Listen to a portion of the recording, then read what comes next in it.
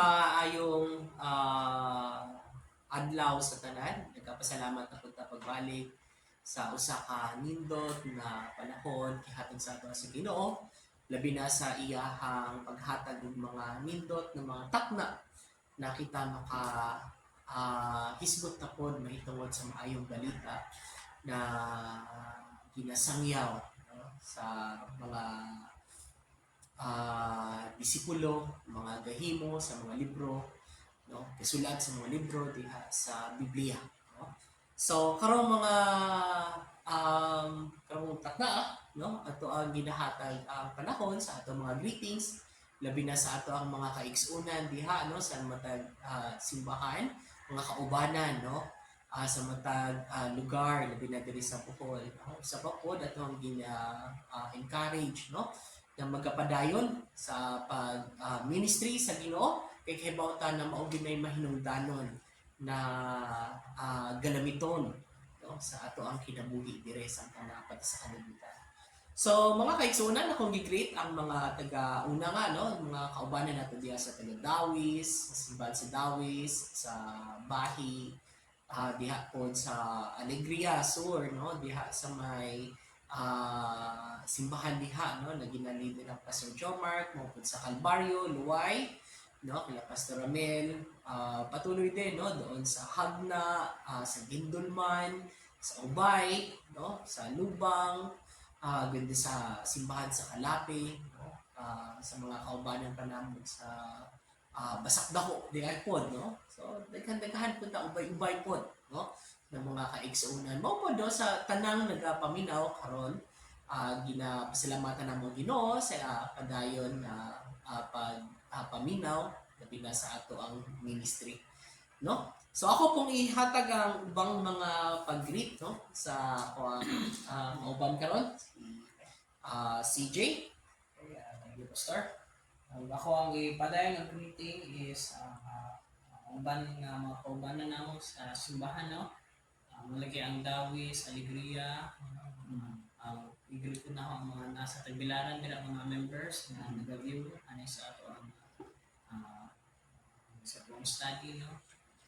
Ipang-greet ko na ako mga viewers sa Gindulman, sa Ubay, mga uban ko mga church members from different places, no, sa ilang Lakaw. Ipang-greet ko na sila, mga ninyo. O ipang-greet ko na ako dira sa sila Pastor Sirio o ang iyang misis si Sirio Sosa, no, ayong adlaw kaninyo nila sa nag-review karon. Pang-greet ko na ako ang uban nga sa youth fellowship namo or sa mga children ministry dira, kung nabay nga members sa children ministry nga nag-review, may buka po may buka ngayong adlaw. So muna ka ang ipang-greet, sir. Okay, no, og sa padayon na nag-support sa ato ang The Bible Gospel Hour, no, kila Doc at saka yung nagpe-prepare, no, para sa karon, sa akong misis, no, kay Cherry Faye de Jesus, no, sa tibok kaming pamilya na nag-suporta. Nagpasalamat din kami sa Ginoo sa tanan ng mga pagpadayon, pag-ampo, no, na magpadayon kaming ministry. So karon mga kaigsuunan, magabasa ta nanata sa bag-ong libro, no, nahuman naman ta sa mga ingaging mga libro, no, na nahuman na nato ang Matthew, ari na punta sa libro sa gospel na gisulat ni Mark, no, sa maayong balita sumala ni Marcos. So mga kaigsuunan, dili ta maglangan, magbasa ta. Ako ang basahon, sunda sa inyo ang mga Bible. Importante kaayo ang pagbasa sa maong pulong. Kay kahibawta na kaning pulong na agayoy gahom o karing gahom, mao ni siya yung pakita sa ato unsa gayud ang mga plano sa Ginoo, labi na ginapakita niya unsay kinabuhi niya samtang siya ning anhi sa kalibutan. So nata sa Marcos kapitulo 1, basahon nato ang bersikulo 1 hangtod sa 45. Nagaingon siya, ang sinugdan sa maayong balita ni Jesus Kristo, ang anak sa Dios. Ingon nga kini nahisulat diha sa mga propeta, Tanawa, ako nagpadala sa akong mensahero sa imong atubangan nga muandam sa imong dalan una kanino. Ang tingog sa usa nga nagasinggit diha sa kamingawan, andama ninyo ang dalan sa Ginoo, himua ang iyang mga agianan matul-id. Sa verse 4 nag-ingon siya, si Juan nagbabautismo diha sa kamingawan, nagbautismo diha sa kamingawan, ug nagwali sa bautismo sa paghinulsol tungod sa kapasayloan sa mga sala. Og dito miadto ngadto kaniya ang tanan sa yuta sa Hudiya ug sila sa Jerusalem ug ang tanan gibautismohan niya diha sa suba sa Jordan nga nagasugid sa ilang mga sala. Og si Juan nagbisti og balhibo sa kamel og may bako sa usa ka panit palibot sa iyang hawak ug siya nagkaon sa mga dulon ug hihalas nga dubos. Og miwali nga nagaingon adunay nagaabot usa ka labaw pang gamhanan kanako sunod kanako. Ang higot sa kang kinsang sapatos ako dili takos nga muduko og mubadbad. Ako sa pagkatinuod nagbautismo kaninyo pinaagi sa tubig apan siya mo bautismo pinaagi sa balaang espiritu. O kini nahitabo niadtong mga adlaw nga si Jesus miabot gikan sa Nazaret sa Galilea ug gibautismohan si Juan sa Jordan. Gibautismohan ni Juan sa Jordan. O diha-diha sa nagahaas sa gikan sa tubig, siya nakakita sa kalangitan nga naabli ug ang espiritu sama sa salampati nga nagakudsad nganha kaniya. O dihay miabot nga usa ka tingog gikan sa langit nga nagaingon, ikaw mao akong pinalangga nga anak, kag kinsa ako nahimuot pag-ayo. Ug diha ang espiritu nagadala kaniya ngadto sa kamingawan. Og siya dito sa kamingawan kapatan kaadlaw gitintal ni Satanas ug nahiuban sa ihalas nga mga mananap ug ang mga anghel mialagad ngadto sa kaniya. Karon human nga si Juan gibalhog sa bilangguan ni si Jesus miabot ngadto sa Galilea nga nagawali sa maayong balita sa gingharian sa Dios. Og nagaingon, ang panahon natuman na ang gingharian sa Dios paduol na pag hinulsol kamo ug tuohi ang maayong balita. Karon samtang siya milakaw sa dapling sa dagat sa Galilea, siya nakakita ni Simon ug ni Andreo nga iyang igsuon nga nagataktak og pukot ngadto sa dagat. Kay sila mga mangingisda. Ug si Jesus mingon ngadto kanila, sulod kamo kanako ug ako manghimo kaninyo nga mga mangingisda ug mga tawo. Ug diha-diha sila mibiya sa ilang mga pukot ug misunod kaniya. Ug sa diha nga nakaadto og jutay sa unahan gikan didto, siya nakakita ni Jacobo, ang lalaking anak ni Zebedeo, ug ni Juan nga iyang igsuon. Kinsa didto usab sa sasakyan nga nagapuna sa ilang mga pukot. Og diha-diha siya mitawag kanila ug sila mibiya sa ilang amahan nga si Zebedeo diha sa sakayan uban sa sinhulan nga mga sulugoon ug miadto sunod kaniya. Ug sila miadto sa Capernaum ug diha-diha sa adlaw nga igpapahulay siya misulod sa sinagoga ug nagtudlo. Ug sila hangha sa iyang pagtulunan kay siya nagtudlo kanila ingon sa usa nga adunay otoridad ug dili ingon sa mga eskriba. Og dihay usa ka tawo didto sa ilang sinagoga nga may mahugaw nga espiritu og siya misinggit nga nagaingon, pasagdi kami unsa ang among labot kanimo ikaw Jesus sa Nazaret. Mianhi ka ba aron paglaglag kanamo? Ako nakaila kanimo kinsa ikaw ang balaan sa Dios. Og si Jesus mibadlo nga nagaingon paghilom og gawas gikan kaniya. O sa diha nga ang mahugaw nga espiritu nakasakit kaniya o nakasinggit sa makusog nga tingog siya migawas gikan kaniya. O silang tanan nagtingala nga tungod ni ana sila nagapangutan-anay sa ilang mga kaugalingon nga nagaingon, unsa kining butanga? Unsa nga bag-ong pagtulunan kini? Kay uban sa otoridad nagasugo siya bisan sa mahugaw nga mga espiritu ug sila mituman gayon kaniya. Og diha-diha ang iyang kabantog ni kaylap sa halayo lukop sa tibuok dapit palibot sa Galilea.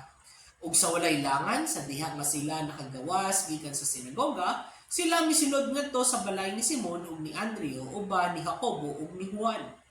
Apan ang inahan sa asawa ni Simon naghigda nga na nagsakit sa hilanat ug diha-diha siya gisultian nila mahitungod kaniya. Ug siya mituod ug migunit kaniya sa kamot ug mipabangon kaniya ug diha-diha ang hilanat mibiya kaniya ug siya mialagad ngadto kanila. Og sa pagkagabi sa diha nga ang adlaw misalot na sila midala ngadto kaniya sa tanan nga may balatian ug kanila mga gisuglan ug mga yawa.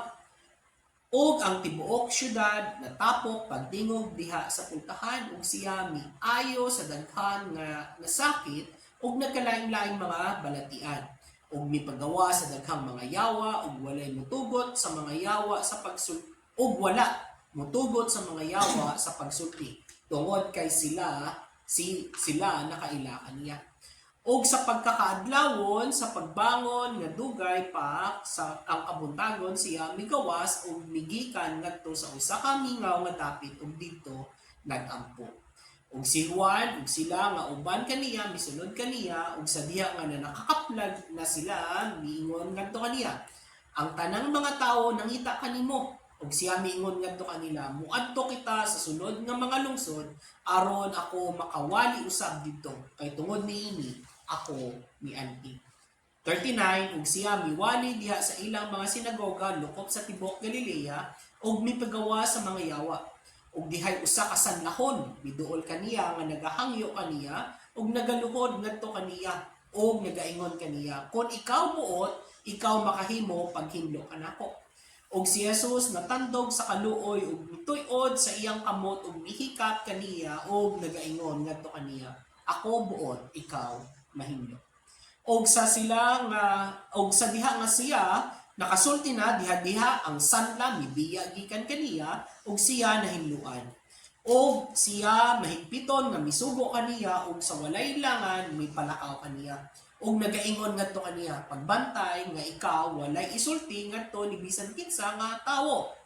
Apan adto sa imong padulngan ipakita ang imong kaugalingon sa pari ug paghalad alang sa imong pagkahinlo.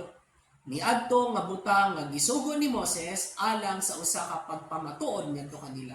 Apan siya migawas ug misugod sa pagmantala niini sa hilabihan ug sa pagbutyag didto sa halayo sa panghitabo. Nga tungod niya na si Jesus dili na makahimo sa pagsulod nga dayag ngadto sa syudad. Apan didto na sa gawas sa disyerto nga dapit ug sila miabot ngadto kaniya gikan sa matag dapit. No? Salamat sa Ginoo sa iyang pulong magampo ta sa atong pagsugod, no? Ginoong Dios, nagpasalamat kami Lord sa pulong na among nadunggan, among nabasa, Ginoo nasabtan.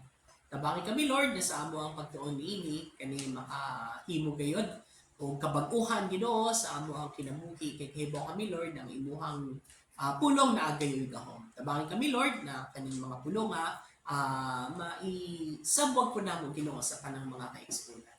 O karitanan ginabalik namo pasalamatan sa ngalan ni Jesus. Amen. Okay, no? So ihatag nato ang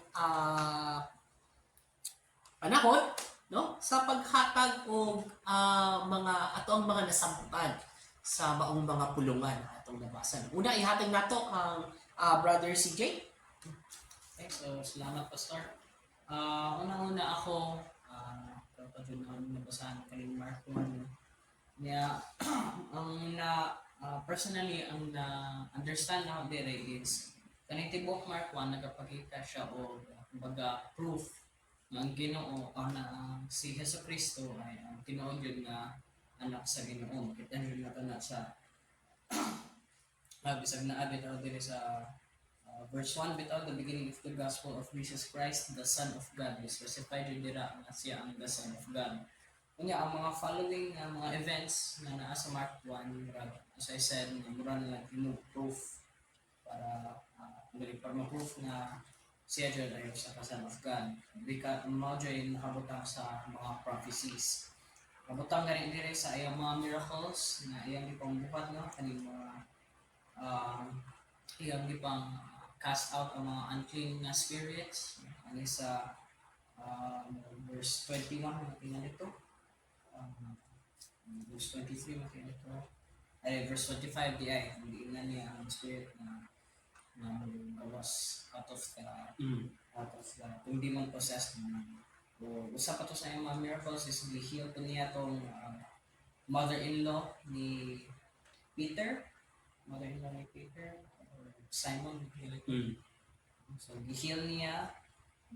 Gapadayon po siya og-heal after sa Sabbath, na sa verse 32 to 34, no? Niya, kanang naapo diri sa padayon po diri sa verse 40 sa paending dapit, nag-cleanse siya og leper, no?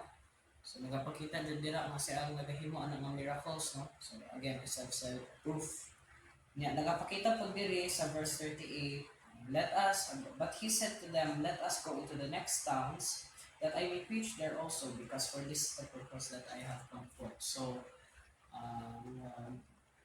kani siya nagapakita na si Jesus yun, usa po na nagalid by example yun, nga he will go into the next towns, no, plural, para siya mag-preach pa dayon ato sa uban-uban ng mga towns. Because this is the purpose I have come forth. So, makakita dyan ni personally as kita mga Kristohano, no? Mao dyan ang purpose nato diri sa earth, no? Magagota from place to place, from town to town, para magpadayon preach sa pulong sa Ginoo. And makitaan po nato nga si Jesus na nasunod po sa inaning paglingkod. So, ano ang kahang gusto niyo diri na atay na balik ka, Pastor? Okay, no? Nindot, no? Sabi nga ni Brother CJ kanina, sabi niya, the miracles became proof, no? Sabi niya, pruweba daw about sa ministry ng Panginoon. Alam natin na sa Mark 1, mga kaigsuunan, kung makita sad nato ang pagkakanay niya, nindot ang pagkahatag ni Marcos about sa pagpapahayag niya about sa life ng Panginoon. Kung iisipin natin, yung pagpapakita niya, no, yung unang-unang sinabi nga niya, sabi niya, ang sinugdan, no, umpisa, no, tatandaan natin mga kaigsuunan, pag sinabi niya may isa, may pangalawa, may pangatlo, it becomes a step, no? Like, para siyang hagdanan, no? Hindi ka pwedeng pumunta sa tuktok agad, instead pupunta ka sa simula. No? Ganun din yung pagkabigay ni Marcos. No? Sabi niya, ang sinugdan sa maayong balita ni Jesus Kristo ang anak sa Diyos. No? Kung isipin natin, ang pagkapresensya or ang pagpapakita ng maayong balita ni Marcos mahitungod ni Kristo, ginapakita aning Kapitulo 1. No? Sa Kapitulo 1, makikita natin, no, na sinasabi niya na hinandaan, no?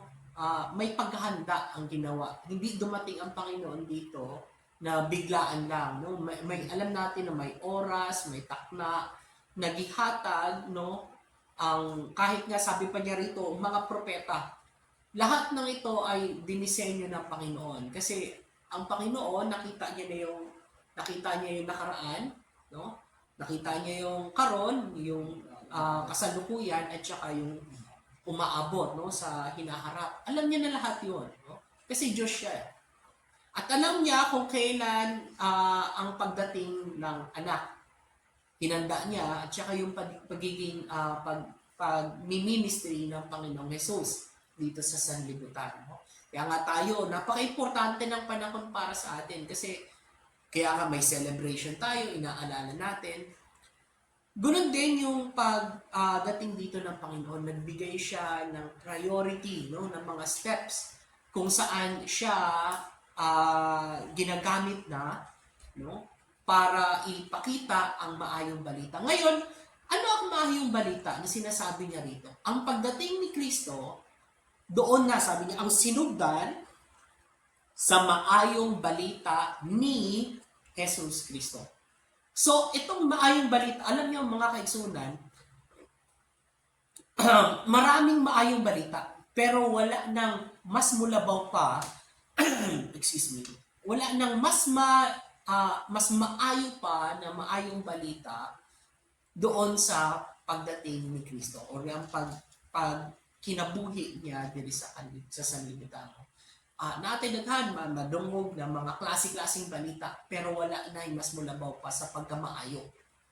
May daghang mga tao na makapangutana nga maayo ba ang pag-abot ni Kristo dire, no? Yes, maraming nakakaalam na siya ay namatay sa krus para magbayad sa ato ang mga sala. Pero simulan natin doon mga kaigsuunan kung unsa di ay, no? Kung may maayong balita, meron tayong sinasabi na masamang balita. Nagkakaroon ng maayong balita dahil may masamang balita, no? At ipinapakita sa atin ito, no? Kaya nga ang pagbabago na pagdating ng Panginoon, isang napakalaking hudyat, isang napakalaking balita para sa atin na nakabasa ng salita ng Panginoon. Sabi niya, sa kanyang pagbibigay ng kanyang buhay, lahat yon ay pinipara, no? Sabi pa nga sa verse 2, no? Sabi niya, ingon nga kini nahisulat diha sa mga propeta. Matagal na mga propeta, hindi lang isa. Maraming klaseng propeta ang naghudyat ng kanyang pagdating, no? At ang sabi niya rito, sabi niya, ang tingog sa usa nga nagasinggit diha sa kamingawan, andama ninyo ang dalan sa Ginoo. Pine-prepare ng maayong balita, pine-prepare tayo sa pagtanggap dito. At sinasabi pa niya rito, no? Una-una na makikita natin dito, may problema talaga, no? Sa verse 4, sabi niya, si Juan nagbautismo diha sa kamingawan ug nagwali sa bautismo sa paghinulsol. Alam niyo ang ipine-prepare ni John the Baptist. Sabi niya, it's the baptism of repentance. Repentance ibig sabihin, nagrepent ka dahil may pagkakamali. At yun yung pinakamalaking problema, no? Walang tao na walang kasalanan according nga sa Romans 3:23. Yun yung pinakamalaking problema. Kasi ang problema na yan, wala talagang ibang solusyon. Kahit anong gawin ng tao, makasalanan tayo. Na konting-konti lang na segundo, pwede na tayo nakakagawa or naiilalim na tayo sa pagkakamali. At kung titignan pa natin yung buong 10 utos, no, kung yung balikan pa natin 10 utos, kahit matapos mo, mabuo mo ang siyam, pero kulang ka ng isa, hindi pa rin yan enough, no? According sa James, no? Sa Santiago, Kapitulo 2, versikulo 10, no? Nagsasabi siya dyan, na kahit na makompleto mo, pero mamintis mo ang isa, nasayop ka sa tanan, no? Basahin natin, no, para makita rin natin yung kung bakit siya naging magandang balita. Sabi niya, kay si bisan kinsa nga nagabantay sa tibuok balaod ug bisan pa nakasupak sa usa ka punto, siya sad-an sa tanan. So mga kaigsuunan, yun yung pinakamalaking problema. Maraming tao hindi kino-consider na, lahat naman tayo pare-parehas nagkasala. Pero, kung nagkakasala tayong lahat, maluoy ang Ginoo. No? Maluoy ang Ginoo. O luwason kaniya. Mga kaigsuunan, yung sinasabing maluoy ang Ginoo, mali yun. No? Bakit? Dugay rang naluoy ang Ginoo kanato. Kaya nga, nung dumating ang Panginoon, lahat ng yon, simula nung nagkasala si Adan, dugarang naluoy ang Ginoo kanato. Kasi alam niya na lahat ang mangyayari. No? Nung nagkamali pa lang si Adan, nagkaroon na kagad ng solusyon ng Panginoon. Kasi nakita niya na lahat. Na magkakaroon tayo ng isang napakalaking, malaking masamang balita. No? Malaking problema na hindi natin kaya masolusyon. Kahit sabi nga niya, no, ang standard ng Panginoon, gunon na lang, no, na hindi natin kaya maabot. No? Pero pasalamat nga tayo dahil nandito yung maayong balita. At yun ay ang pagdating ng Panginoon. Sa simula, yun yung ine-encounter natin. No? Sabi nga, bautismo sa paghinulsol tungkol sa kapasayloan sa mga sala. Yun yun. No? Yung sala ang pinakamalaki nating problema. Ngayon, kung isipin natin na, ay, hindi naman ako nakapatay, hindi naman ako nagnanakaw, no? Pero alam natin na ang bawat standard ng Panginoon is napakataas na hindi natin kaya yun matugunan. Bisag kung sa una nato dili ta kaabot ana. Kaya nga naman, yes, karon, wingon ka na, buutan ka, nagtuman ka. Pero ugma lahi na pod. So wala gyud wala tay garantiya.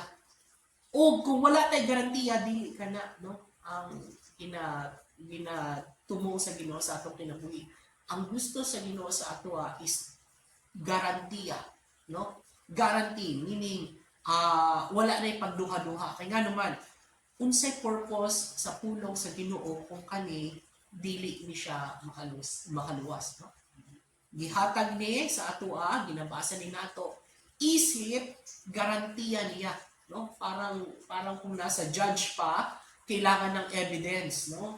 At itong salita ng Panginoon, ito yung ebidensya natin kung paano tayo ginuwas ng Panginoon, pinaagi ni Kristo Jesus. No? Kaya nga, ginatutok yun nato ang maayong balita ni Jesus Kristo. Wala na yung mas lain pa na maayong balita. At ano pa, no? Kung isipin natin, anong klaseng ito?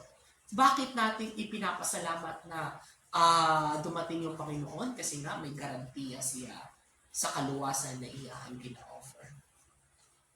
Tapos, ang sabi pa dito, no, kung titignan pa natin sa verse 8, sabi niya rito, ito ang sa pahayag ni John the Baptist. Sabi niya, ako sapagkat tinuod nagbautismo kaninyo pinaagi sa tubig apan siya, si Kristo, si Jesus Kristo, sabi niya, apan siya mo bautismo kaninyo pinaagi sa balaang Espiritu. Mauni siya ang mga kaigsunan karon.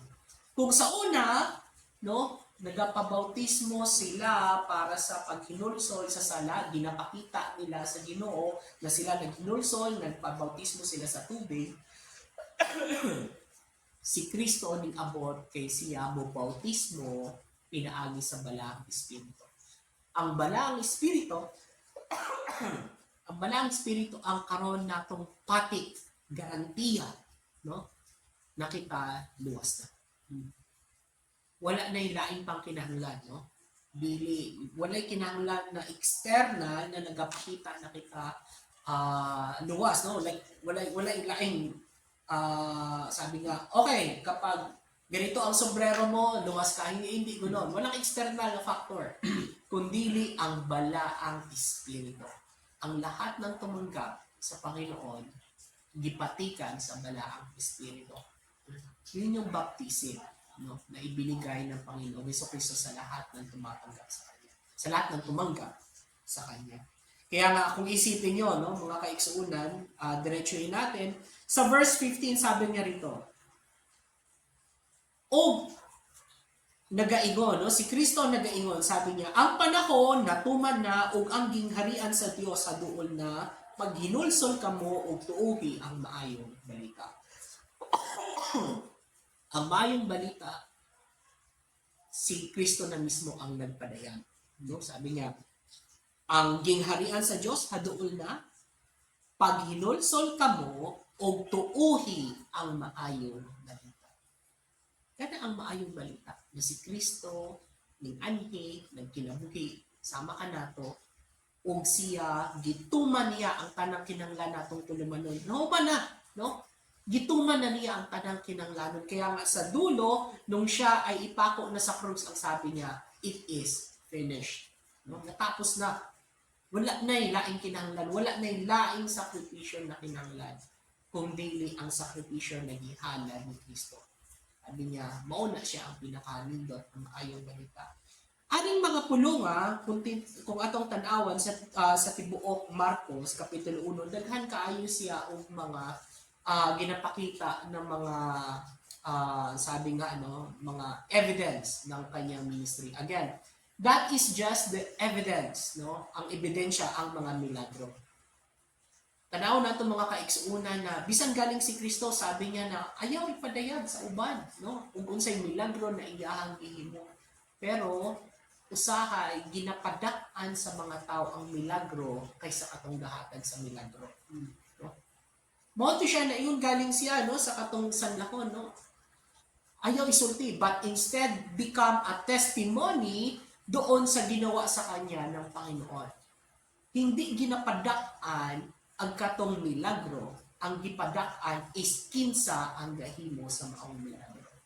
Mga kaigsuonan mo na siya ang importante natong masabtan karon sa ato ang kinabuhi. Ang pagkausob sa ato ang kinabuhi kana siya usa ka dakong milagro. Pero tan-awon nato dili ang katong nausab na kinabuhi. Ang tan-awon nato og kinsa ang kahatag sa maong kinabuhi nato. Mo na siya ang gusto ipatutok diri sa ato ano. Ang priority ng Panginoon is to preach. Sabi nga niya sa verse 38, sabi niya, muadtot kita sa sulod nga mga lungsod aron ako makawali usab didto kay tungod niini ako mianhi. Mga kaigsuunan, sama kung kita gayon no nagasunod ni Kristo, sa kita gayon mo matawag nato na Kristo kanon. Ginasunod sad nato og kinsa ang ato ang angay sundon, which is si Kristo. Kaya nga Kristo hanon kay ginasunod nato si Kristo. O ang tuyo sa Ginoo is maisangyaw ang maayong balita. O to siya naning ani siya. So ato apod mga kaigsuunan, ikaw gipakitaan og milagro, sa maning milagro na imong ginasulti pastor, ang pagkausab sa imong kinabuhi. Ang pag-usab ni Kristo sa ato ang kinabuhi, mauna siya ang ato ang ginahatag na isangyaw na nato. No? Kay si Kristo ang nag-usab, dili ang atong kaugalingon, walay tao. Kahit na sugod naman ta karon no? Sa January, daghan kayo mga New Year's resolution, pero dili ka na ang klaseng bag-o na ginapangita sa Ginoo. Ang ginapangita sa Ginoo is ang bag-o kinabuhi. Dili ang bag-o tungod kay imuhang kabubuton kundi ang kabaguhan pinaagi sa kabubuton ni Kristo. Kung sa may mga bag-o ana kana siya prutas sa balaang espiritu. No? Dili tungod kay naka-decide ta na naatay New Year's resolution nakita may ngana no. Pero tungod kay ikaw ginapakitaan sa Ginoo unsa gayon ang tinuod na Kristo. So mga kaigsuuna no, anindot kaayo ang ginapadayag sa ato. Maayong balita no. Labi na karon kay kanang nakadungog makakita no. I-set natin ang nindot na priority. Ang priority natin kasagaran ang ginapangita ng Lord kay mga milagro o kana na nagmilagro diha mo'y anhaon. No? Na diha ang milagro, naoy ang anhaon. Ay worship na lang nila. Oo, no? Pero isipin natin, yung butang na gimalagruhan, mao na po'y nahimo ginatutukan. Pero hindi na mao mga kaigsunan. Ang gahatag sa milagro o ang gahatag, ang kabubuton sa nagahatag sa milagro, nakita tanan maluwas. Di man makaluwas ang milagro. Mga kaigsunan mo, na importante na itong hilumduman. Yes, dagan kayo tao na makakita, nanay milagro. Pero knowing the miracle doesn't makes you say. Only believing, no? Kung ikaw nagtuo na si Kristo gayon siya anak sa Diyos na ikaw maluwas, no? Kaya mga kaigsuunan, no? Ato ang tutukan ang tanang nagahatag sa milagro o dili ka ng milagro. Naidaghan kayo direct, no? Na ato ang nabasahan ganina. Pero ato ang pagkatutukan ang katong gahatag sa milagro. O katong gahatag sa milagro na siya kabubuton ka na to. Kasi kabubuton niya, no? Nakita maluwas. Dili pinaagi sa milagro, pero pinaagi sa pagtuo nato niya. No? Mga kaigsuunan, no? Muna siya ang nindot na balita. Muna yung maayong balita. Kay pinaagi sa pagtuo, kita naluwas, dili pinaagi sa mga milagro, dili pinaagi sa atong mga buhat, dili pinaagi kung ikaw, maraming nasasabi, no, na, basta ikaw babautismohan, ikaw luwas, hindi pinaagi sa bautismo. No? Bautismo sa tubig, no? Hindi. kundi pinaagi ni Kristo sa pagtuo ni Kristo o ikaw mabautismohan sa balaang Espiritu. Una siya mga kaigsunan ang nindot kaayo ng mensahe diri sa Marcos. So, mga kaigsunan, kami wala na igong oras. Nagkapasalamat sa inyo hang panahon, naghihatag sa pag-uban kanamo, no, while nagahisgot may tungod sa nindot, pinaka maayong balita sa Ginoo. Kami magpanangilit na kung ninyo karon Pastor Christian Jesus Kasi, sa Jesus. sa Diyos sa Pilipinas.